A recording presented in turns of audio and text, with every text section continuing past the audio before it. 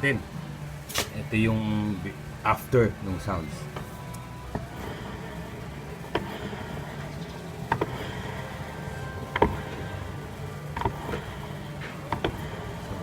So, wala na.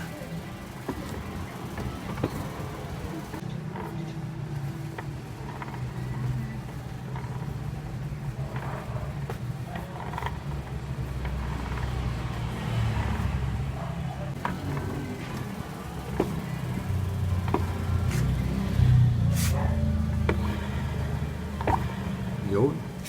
Yan, may kabit na po natin. So, nawala na ingay ng bearing niya.